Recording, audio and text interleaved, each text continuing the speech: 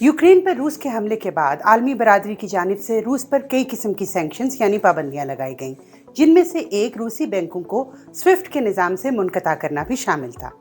मगर ये स्विफ्ट है क्या और ये पाबंदी रूसी मईशत पर कैसे असरअंदाज होगी?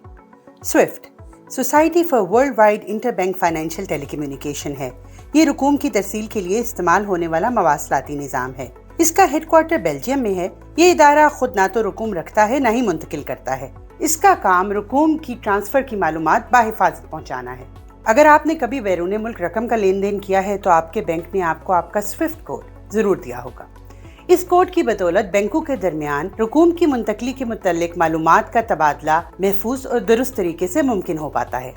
200 से ज्यादा ममालिक के 11,000 से जायद बैंक्स और दीगर मालियाती इदारे रोजाना इस निज़ाम को इस्तेमाल करते हैं और हर साल इस सिस्टम के जरिए खरबों डॉलर मुंतकिल करने में मदद की जाती है। इस निज़ाम के जरिए रकम की मुंतकली के हवाले से रोजाना 42 मिलियन मैसेजेस का तबादला होता है। इनमें से 1% से कुछ ज्यादा रूसी पेमेंट्स के हवाले से होते हैं। रूस को इस निज़ाम से काट देने से आखिर होगा क्या?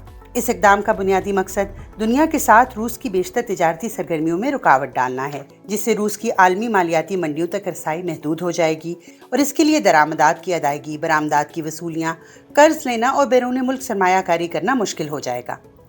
अलबत्ता मगरबी ममालिक को तेल और गैस के बहरान से बचाने के लिए तमाम रूसी इदारों को मुकम्मल तौर पर इस सिस्टम से फिलहाल अलग नहीं किया गया। इस रियायत के बावजूद रूस को अपने तेल की बरामद में मुश्किलात का सामना है और माहिरीन का अंदाजा है कि इन पाबंदियों के बायस रूस को रोजाना 10 लाख बैरल तेल का नुकसान हो सकता है। रूस पर लगाई जाने वाली इक्तिसादी पाबंदियों के असरात नजर आने लगे हैं, जिसका एक सबूत रूबल की कदर में होने वाली ड्रामाई कमी है। इसकी वजह से रूस के मरकजी बैंक को अपनी शरह सूद दुगना करनी पड़ी। इसके अलावा रूसी स्टॉक मार्केट में भी गिरावट देखी गई। अलबत्ता रूस के स्विफ्ट पेमेंट सिस्टम से बैन कर दिए जाने के बाद चीनी इंटरबैंक क्रॉस पेमेंट सिस्टम के इस्तेमाल में इजाफे का इम्कान है, जिससे आलमी इक्तिसादी तरक्की को नुकसान पहुंचने का अंदेशा है।